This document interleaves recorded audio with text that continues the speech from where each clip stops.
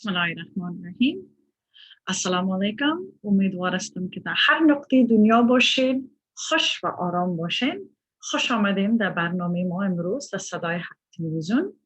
امروز راجع به تاثیرات جنگ صحبت میکنیم و چون بالاخره عسکرها میبراین از افغانستان وقت یک تعداد بزرگشان برآمدن و همچنان بعد از اینکه یک جنگ ختم میشه بسیاری تاثیرات می باشن و امروز میخوایم که راجع به از اونا صحبت کنیم و همچنان 200 فامیل که در فورت لی ویرجینیا فعلا امریکا آورده در قشله عسکری هستن فعلا و میخواستم که یک چند چیز راجع به از اموام صحبت کنم. Good afternoon and welcome to Sadai Hack Television. This afternoon, we are going to be discussing the withdrawal of the troops, not the political aspect. However, we will be talking about the impact and the effects of war once people, soldiers, countries have withdrawn. And today in particular, I'd like to touch on two matters. One is going to be what happens after a war is quote unquote ended, right? And then the second thing that I'd like to discuss is the 200 new families, SIVs, Special Immigrant Visa families who have been placed in Fort Lee, Virginia in the military base. I'd like to discuss that very briefly as well. The show today is not about politics. It is not about any side of the war. This is really going to be discussion on what happens after war ends, right? There's a lot of things that people, I don't think, are necessarily aware of, right? So بعضون امروز راجع به سیاست صحبت نمی کنیم، راجع به همین چیزهای صحبت می کنیم که متوجه باشیم که وقتی یک جنگ ختم میشه در یک کشور مثل افغانستان نتیجه از او چی می باشه، تاثیرات از او چی می باشه. خب اول از این شروع میکنیم که وقتی که یک جنگ خلاص میشه یا ختم میشه اولین کاری که میشه به قانونی میشه, right? So the first thing we want to talk about is anytime a war ends, one of the first things that happens is there are no rules, right?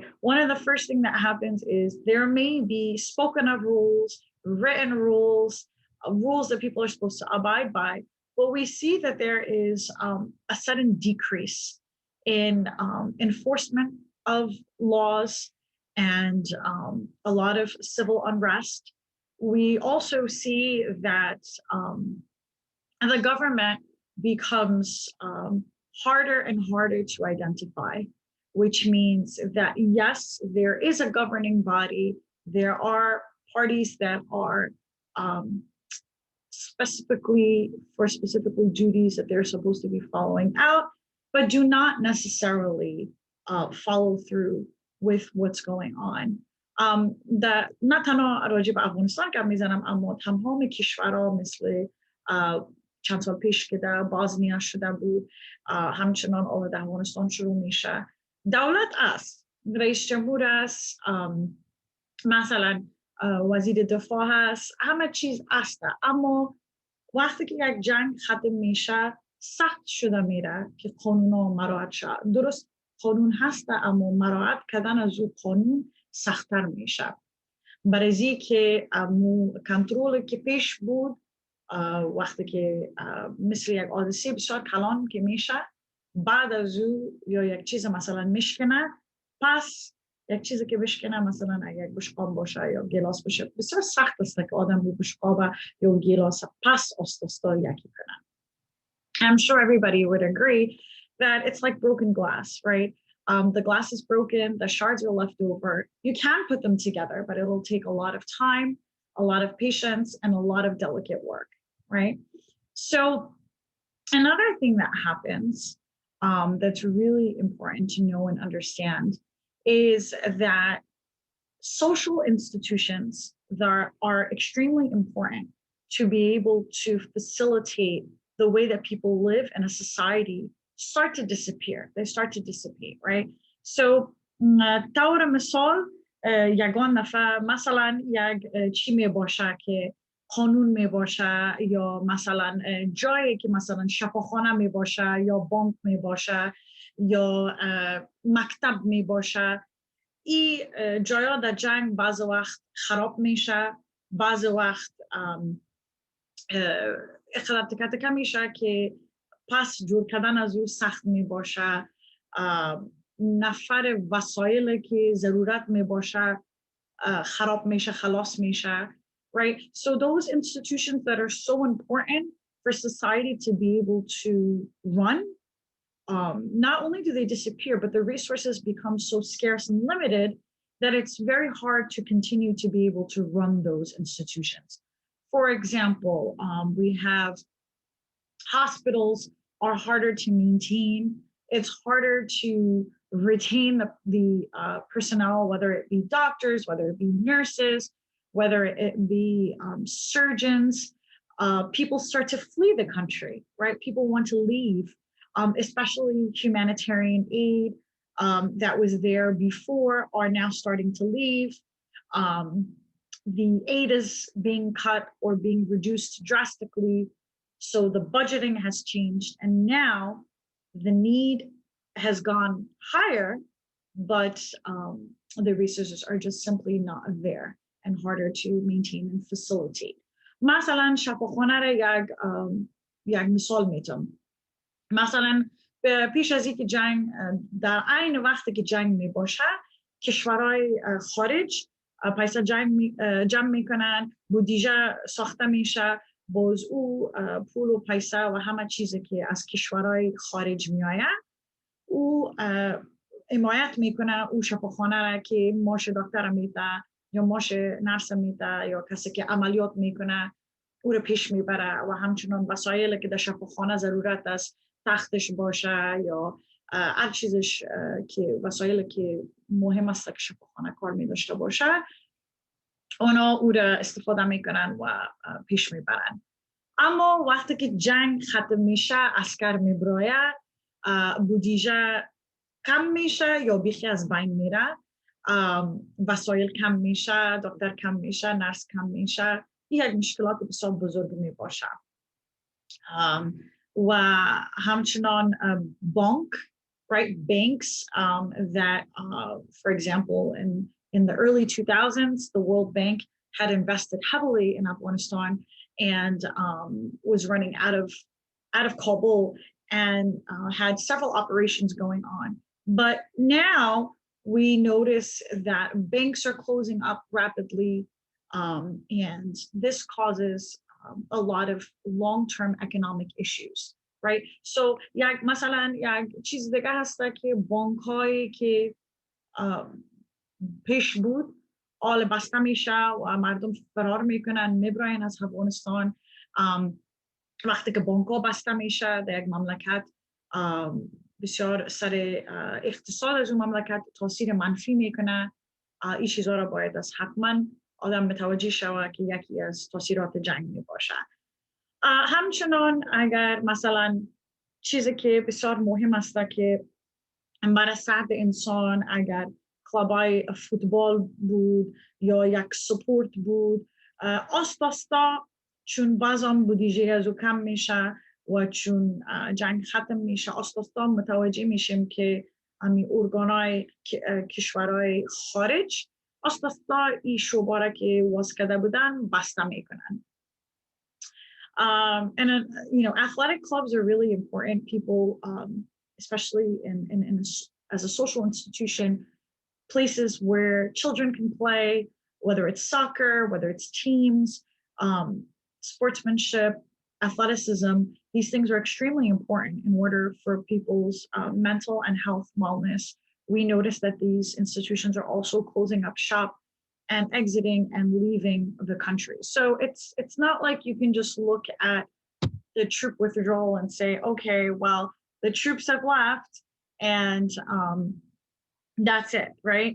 اتشادا نمیشه که آدم بگوید که دیگه اسکرها برآمدن از افغانستان، خیر است دیگه، این یک چیز کم است و اسکرها برآمدن دیگه، میتونیم که افغانستان این حال مثلا پیش ببریم. بله درست، ما آرزو ارمان داریم که انشالله افغانستان به صلح برسه و انشالله چیزایی که دمی 20 سال ساخته شوه نگاه شوه. اما ما باید از حقیقت بگوییم که از تجربه جنگ‌های پیش دیگه مملکت ها معلومات هایی که گرفته شده اینمی نتیجه را نشان میده. So another thing that's really important to talk about and think about is the school system, right? So in countries when wars end, and I say that in quotations because although we hope and pray that the war ends in Afghanistan, the way that the media and the way that the reporting has come back does not seem very likely that that'll happen. It just seems like, quote unquote, the war on terror is ending, right? But other than that, there are other threats in that country. And without getting into the politics of it, there's other things that are in the mix that affect civil war. There's ethnic issues. There's a lot of problems right now that we are facing. و غیر از او امریکا خب میگه که جنگ خلاص شده و نمیخوایم زیاد راجع به سیاست گپ بزنم. اما اگه شما متوجه شوین امنون خبرها رو ببینین، افغانا بین یکی دیگه خود جنگ میکنن. مخصوصا اگه شما ببینید متوجه شوین هرات جنگ است میال بین خود افغانا.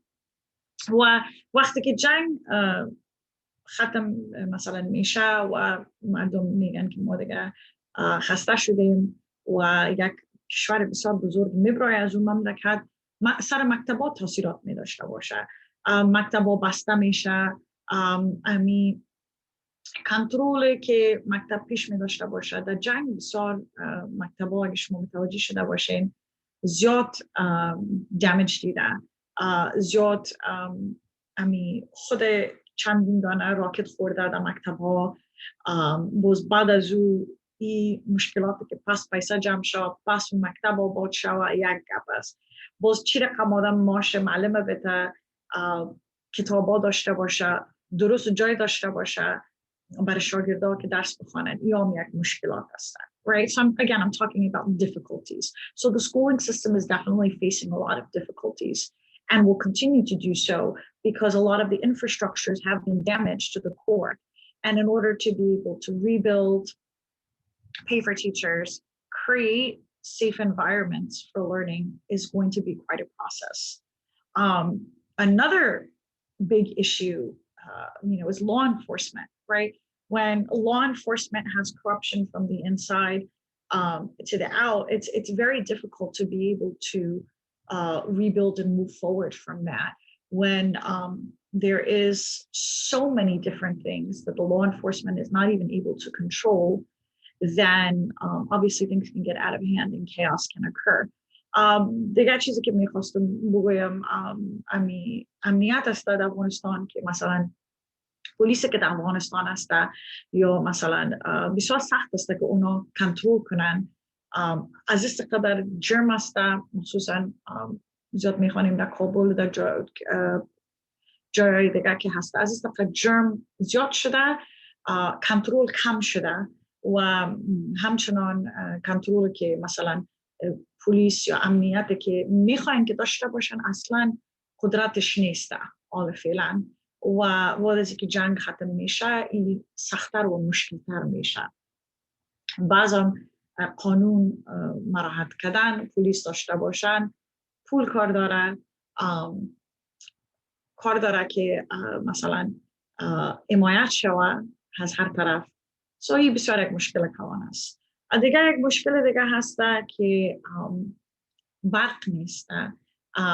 مثلا در جایی که برق هست اما اتر نیست اینجا واره که برق متواتر از صبح تا شام روشن باشه، اینترنت از صبح تا شام باشه و رقمی که ما اینجا آزاد زندگی میکنیم اونجا بسیار مشکلات بزرگ است. Right? So the other thing I wanted to talk about was utilities, right? So again, how can a school run when utilities are so limited electricity is so limited. It's being shut on and off.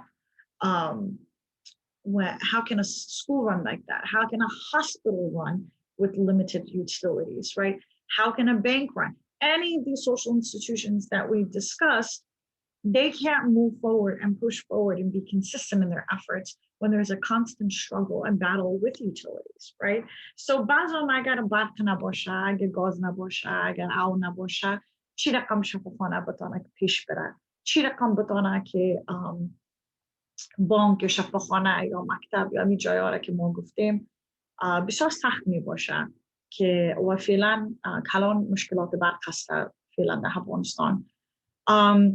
Also, another result of ending war is the lawlessness, right? So there's one thing to say control and enforcement, and there's another thing to say lawlessness. What does this mean, right? We get reports back from Afghanistan and from back home. People are being murdered for cell phones. People are being kidnapped left and right. People are being taken against their will for ransom, being held for ransom, right?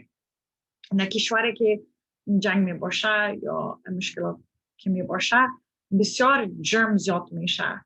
هر روز شما متوجه میشین در تلویزیون که یک کسی را قتل میکنه سر یک تلفن جیبی.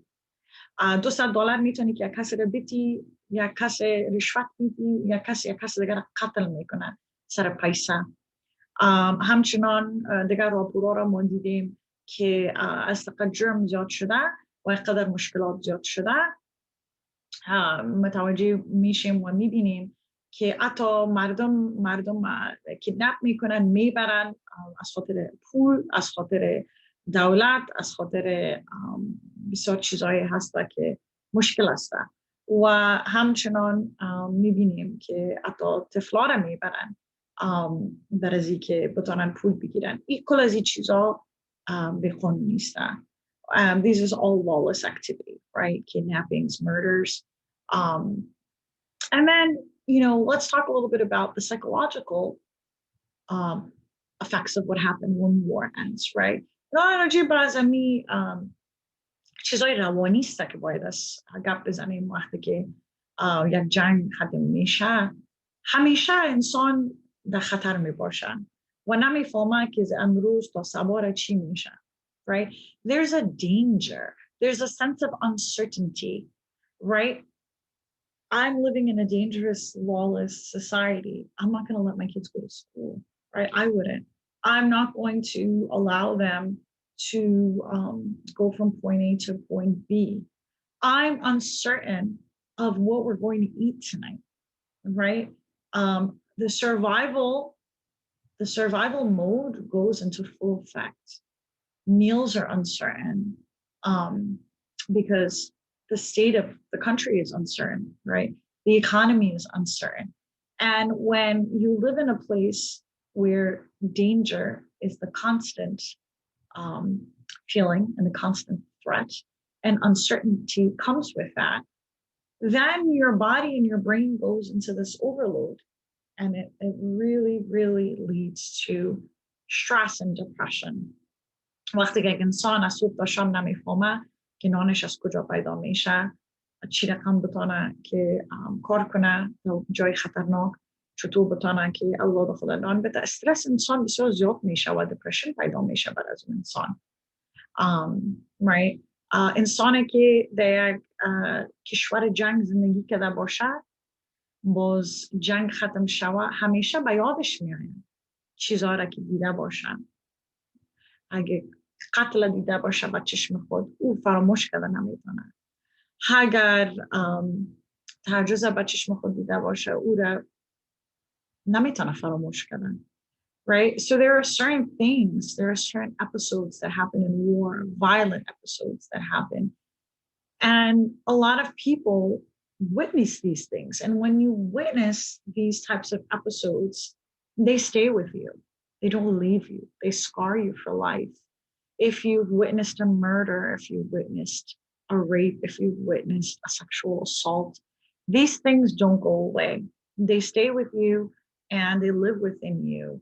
And that can lead to some major health concerns, right? There are major health concerns, stress, depression, PTSD, right? Post-traumatic stress syndrome. A lot of these things will come. And we've talked about PTSD at great length with different shows, but we're always going to bring it up because it's a part of our conversation. It's a part of our narrative, right?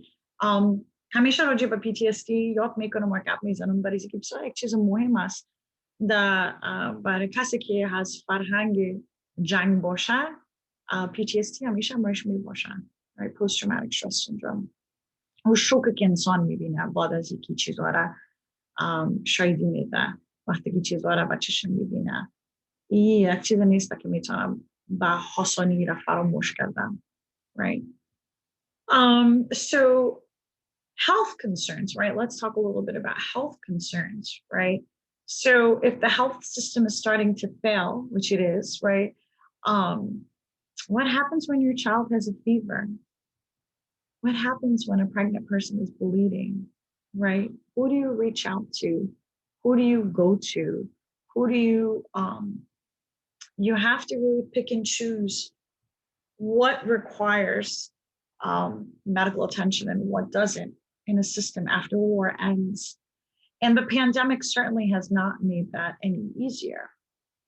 So to top off everyday medical issues with the pandemic, which by the way is still going on, now there's a new variant and people in Afghanistan are silently suffering and silently dying from COVID on a daily basis.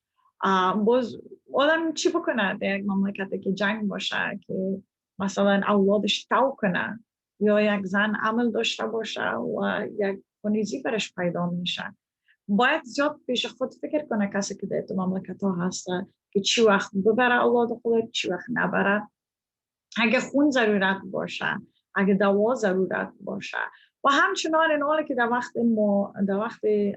کووید هستیم در وقت کووید 19 هستیم که پاندمیک هسته و ایره شما فراموش نکنین و فکر نکنین که خلاص شده این خلاص نشده و همچنان نمیاله شما زیاد درباره‌اش فکر کنین کووید که هسته هنوز موجود داره حتی یک وریانت نوش برآمده به نام دلتا و این بسیار ساریسته اینقدر ساریسته که حتی مثلا یک کسی بسیار نزدیک اگر از دور هم باشه اگر عدسه بزنی او رو میگیره ایره باید شما متوجه باشین که چقدر افغانای ما در افغانستان روز به روز میرن و میمرن از این مرض یا شفاخانه بستر میشن و وسایل ندارن که بتونن که سیر کنترل کنن مثل این جواره که یک دفعه همه چیز بسته میشه و ماسک پوشیده میشه در اونجا یک دفعه یا دو دفعه لاکداون شد همه ندارن وسایلش که بتونن که کنترل کنن دواره دکتر وسایل که بتونن right? و I guess another psychological thing or ramification that comes when war ends is vulnerability, right? People become very vulnerable. The country becomes very vulnerable. The psyche of humans become very vulnerable, right? و بسیار انسان اساس میشه وقتی که این رقم حادثه میای سرش و وقتی که انسان اساس میشه مملکت اساس میشه و همه مردمی که داخلش هست اساس میشه یه مشکلات بسیار بزرگ میشه بعضی وقت مردم فکر میکنن که وقتی که یک مشکلات سیاسی سعی میشه جنگ ختم میشه مردم آزاد میشن right so a lot of people think like okay now we have this political solution we've withdrawn problem solved right but no actually the danger really comes after things end right because now all of the people from the past that have gone through this in the past are suffering a great deal there's a lot of human suffering when it comes to war رنجای رقم به رقم از جنگ میاید رقم به رقم رنج است رنج روانی است رنج اقتصادی است رنج بیوگی است رنج کسی که یتیم میشه رنج یتیم است right so human suffering comes with war widows come from war, orphans come from war, disabilities, mental disabilities, developmental disabilities, physical disabilities, psychological disabilities. These all come from war. These are all outcomes of war, right? And to top it all off, humanitarian aid gets cut when things quote unquote end and people withdraw, right? Right now, we're seeing one of the biggest humanitarian crises, right, in the entire world. وقتی که در یک جنگ وقتی که در یک جای جنگ یک چیز جنگ هم میگن ختم شد و عسکران میباید کمک اقتصادی هم کم میشن, right? And even when emergency aid enters countries like Afghanistan or other war-torn areas, it's usually emergency aid. Be very aware, right, when you're reading reports and when you're focusing and honing in on some of these issues. متوجه باشید وقتی که خبرها رو میبینین رادیو رو گوش میکنین همیشه وقتی که پیسه و کمک میره برای افغانستان و کشورهای دیگه که جنگ میباشه همیشه در یک وقت میباشه که امرجنسی میباشه یک زلزله میباشه پیسه روی میشه یک مثلا یک مکتب بمباردمان میشه پیسه روی میشه. Right? So these are emergency situations. For example, there's an earthquake, the money is sent. The aid is sent. There's a school bombing, the school is sent. This is good for the times that this event has occurred. But really, that's kind of an immediate need, right? But aid needs to be something that's constant and that needs to be monitored because aid is something in a war-torn country that needs to be sustained. It needs to be a sustainable aid. It needs to be something even that is not necessarily for an immediate situation, right? From day to day. Aid needs to be sent for rebuilding a nation. Aid needs to be sent for maintaining the hospital, right? Aid needs to be sent for payrolls, right? And this has to be something, again, sustainable and consistent. خب بعضم امی وقتی که راجع به می پیسه و کمکی که در کشور ما میره باید نه تنها در وقت حادثه باید روی شود این باید روی شود همیشه که همیشه شفاخانه در کار باشه همیشه مکتب در رقمی که کار داشته باشه همه وسایلش باشه همیشه بیلدینگ هایی که خراب شده پس اثر جور شود خب and it's important to always source where you get information from. I always say this to you guys, right? I'm not a scholar, I'm not an alim, but it's important to say that a lot of this information has been received from Margaret Bordeaux, and she is a physician who has traveled to war-torn countries and assessed these types of problems and talked about these things, right? So, یک خانم است به نام Margaret Bordeaux, دکتر است و رفته کشور به کشور و دیده کشورهای جنگ که چی رقم نتیجه می باشه و بسیاری معلوماتی که امروز راجع بهش صحبت میکنم اینا این معلومات به ما دادن و میخواستم که نامشان بگویم همیشه وقتی که کسی براتون یک چیز را میگه باید بفهمین که از کجا میاد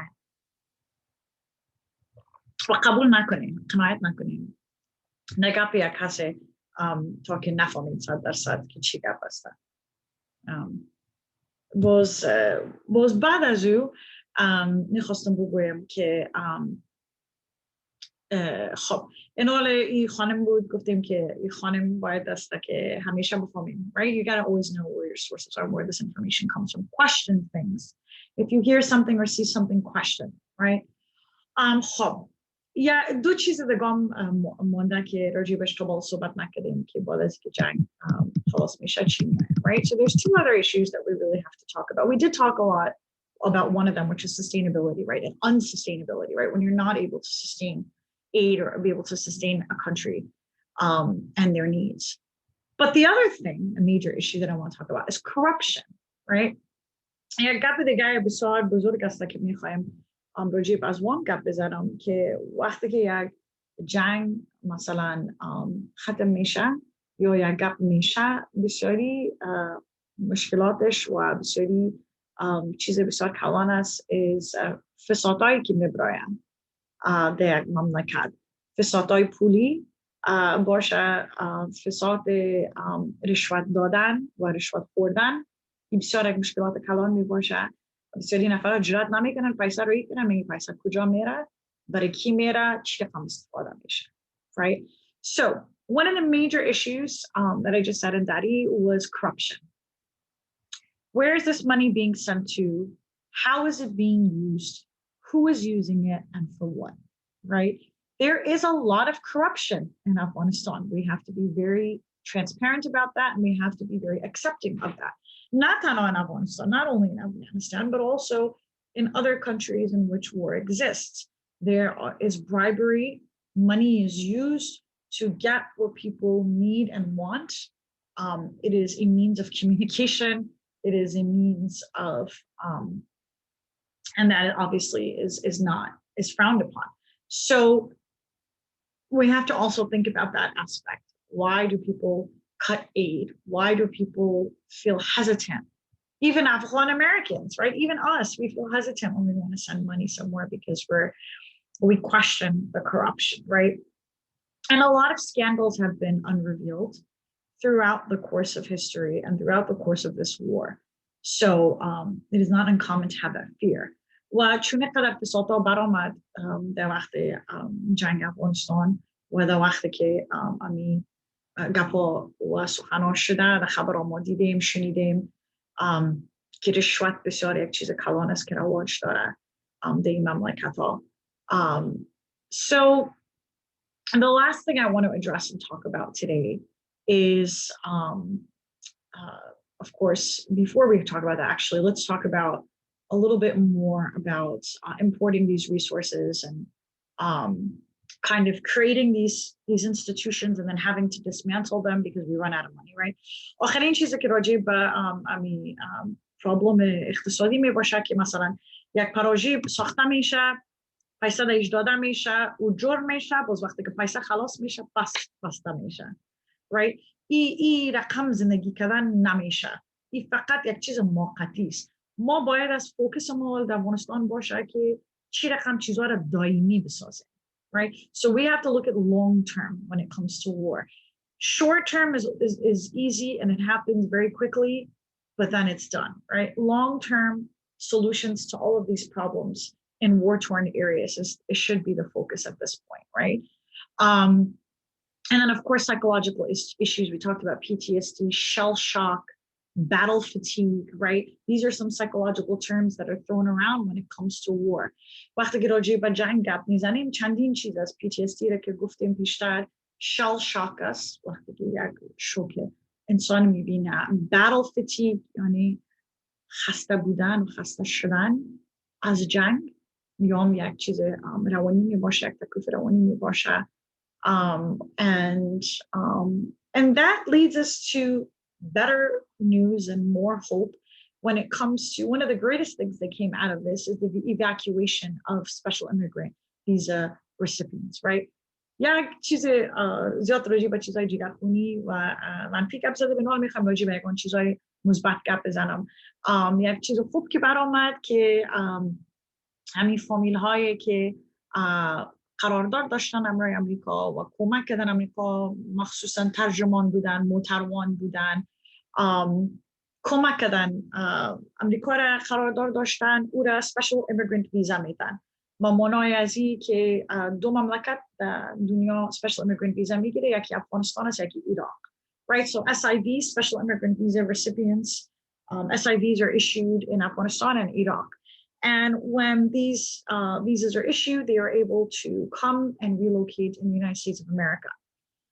فعلا 200 فامیل در فورت لی ویرجینیا امریکا آوردن. پنجشنبه یک هفته پیش، یک چند روز پیش دیگه تقریبا 200 فامیل در فورت لی ویرجینیا در کشتی عسکری آورده شدن و 60 فامیلشان ریلیز کردن و خانه دادن. حالا مطلع هستن که خانه دیگه آماده باشه، باز بخیر انشالله اونا را خانه نو میتن و باز از قشر عسکری میکشنشان و خانه میتشان که بتانن زندگی کنن. متوجه باشین که اونا بسیار مشکلات می داشته باشن. So the great news is that these SIVs are now safe.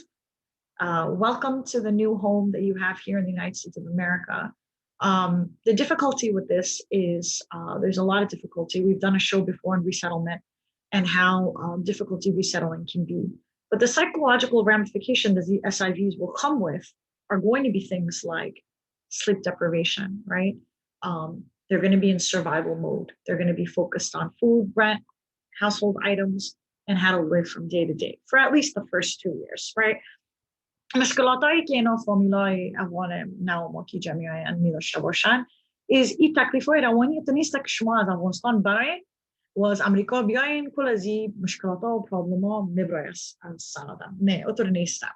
تمام مشکلات ها و تمام چیزایی که تیر کردن بازم در فکرشان می باشه، همیشه از اعصابشان می باشه، خوششان شاید خوب نباشه و اولین مشکلاتی که می داشته باشن همیشه در فکر از این می باشن که کمک دولت ما برای نان و غذای فامیل ما کفایت میکنه، کرای ما داده میشه، چیزایی که ضرورت داریم با مایبن خانه خود داریم برای اینکه اجازه نمی داشته باشیم که زیاد چیزا رو بیارن. Right? They're not really allotted to bring that much stuff with them. So household items is always one of the things. Soon we're going to do, we're working on needs assessments to try to figure out what it is exactly that these SIVs will be. Once they're released in their place, we'll get a better idea and then we will share that with you. وقتی که بخیر در خانه خود رسیدن و فهمیدیم که چی است که ضرورت دارن باز ما شما رو شریک میسازم و یک جای میتونیم کمکشان کنیم.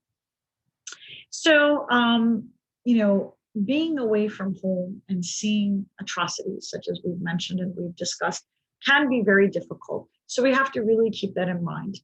And I really want everybody to be tuning in, be aware of what's going on, watch the news, read the articles, listen to what's going on, be updated.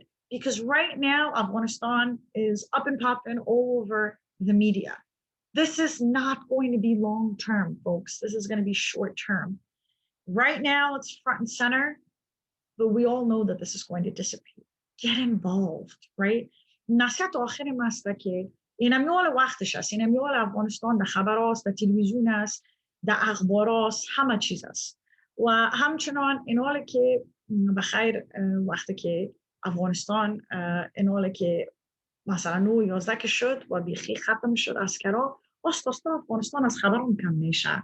آستاستا این گپا و فسادایی که در افغانستان میشه کم نشان میدن. برای که دیگه علاقمند نمی باشن. ما شما باید علاقمند باشیم. ما شما باید فراموش نکنین مردم خدا. متوجه باشین که افغانای ما چی کار دارن. هر چیز کار دارن شما برسین به اون. حالا خب هنوز گفتم بیشترم که معلوم نیست اما وقتی که معلوم شد get involved, volunteer, figure out how you can help these people, right?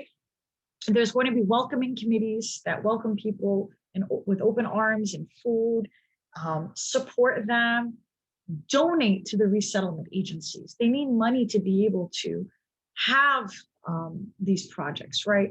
So what happens in my line of work is when these SIVs get here, we provide workshops for them, right? How to parent in the West. How do you raise your kids in the United States of America? It's not the same as Afghanistan, right? How do you keep your mental and emotional wellness in the United States? It's not the same. It's back home. How do things operate here, right? There's a lot that's entailed in leaving this country and coming to this one, right?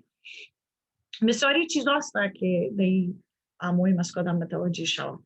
آدم که از یک کشور مثل افغانستان امریکا می زمین آسمان رو فرق میکنه.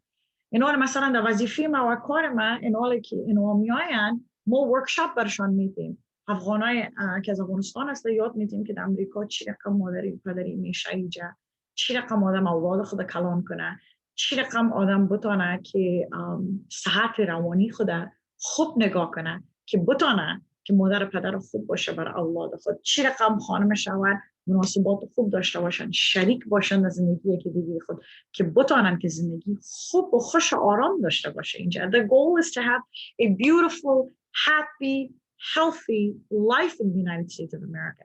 That's what we want. You've left the atrocities.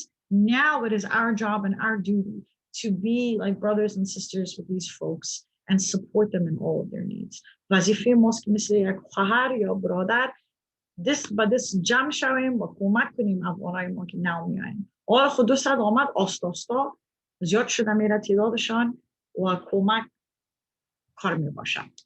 اگر کدام سوال داشته باشین یا کامنت داشته باشین در زیر سکرین لطفاً نوشته کنین. اگر میخواستین همراه ما صحبت کنین در نمره تلفن زنگ بزنین. If you have any questions or comments, you can leave them at the bottom of the screen.